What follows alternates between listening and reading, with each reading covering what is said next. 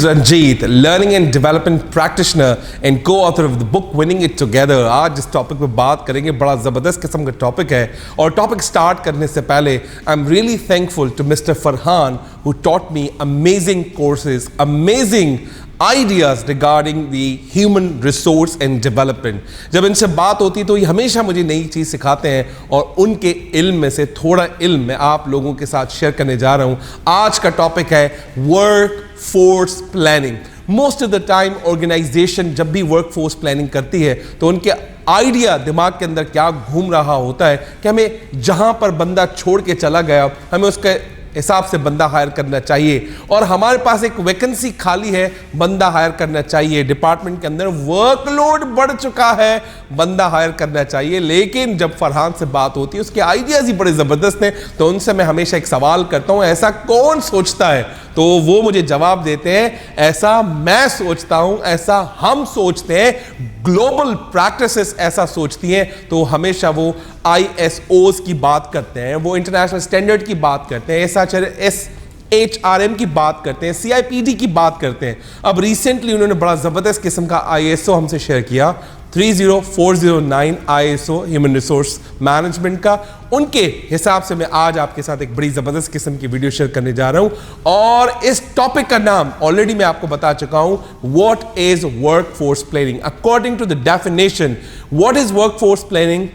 The definition of workforce planning is the right people with the right skills in the right place at the right time for the right cost. This is called what? Workforce planning. In the workforce planning, सबसे पहले हम बात करेंगे who is the right person for you.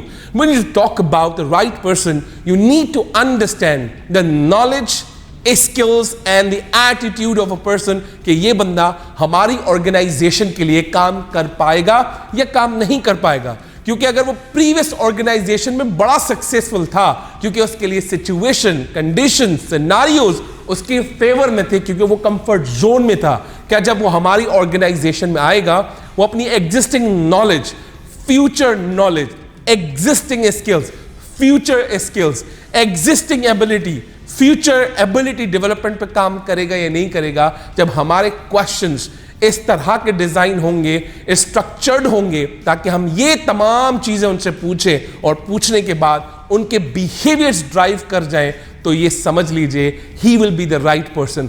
Right person doesn't mean कि वो मेरे technical काम कितने अच्छे करता है. राइट पीपल डजंट मीन कितने मेरी फंक्शनैलिटी को बेहतर करता है. Right talent, right people doesn't mean कि वो मेरी ऑर्गेनाइजेशन में आके बड़ा चेंज लेकर आएगा. बट द राइट पर्सन कि हमारी ऑर्गेनाइजेशन के अंदर वैल्यू ऐड करेगा, technically, emotionally, spiritually, and being his existence will be the value addition for the organization in terms of brand, in terms of performance, in terms of people development and in terms of nurture the talent. अगर ये सब qualities उसके अंदर है, yes, he is the right person for our organization. And the second thought of the workforce planning is with the right skills. Right skills हमेशा हमारे ख्वाहिश के मुताबिक नहीं मिलते. What we think, what we desire, what is my wish list, हमेशा वैसा नहीं मिलते.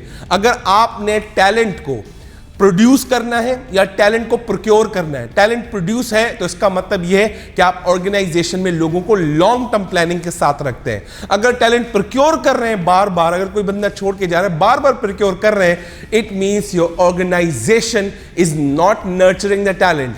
Your organisation is a standstill. Your organisation जो है वो स्टेशनरी कंडीशन में है कि बना बनाया सेट ऑफ स्टैंडर्ड है, उस स्टैंडर्ड पे लोग काम करेंगे और लोगों को मौका नहीं मिलेगा नर्चर होने का, छोड़ के चले जाएंगे. सो अगर हमारी ऑर्गेनाइजेशन में नर्चरिंग वाला स्टैंडर्ड है तो हमें क्या मिलेगा?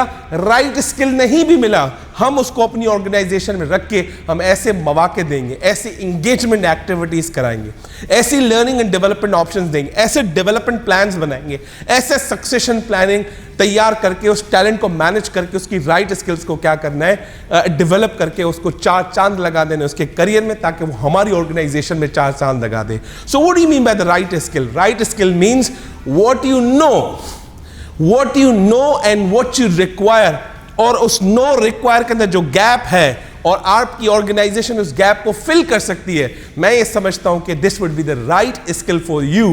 Right skill doesn't mean what you want 100% and you receive that 100%. This may not be the right skill. Right skill क्या होगा? 80% आपके मुताबिक है, 20% आप नर्चर कर सकते हैं through on job coaching, through new projects, through succession planning, through talent management development. मैं समझता हूं कि वो आपके लिए राइट स्किल तैयार हो जाएगा.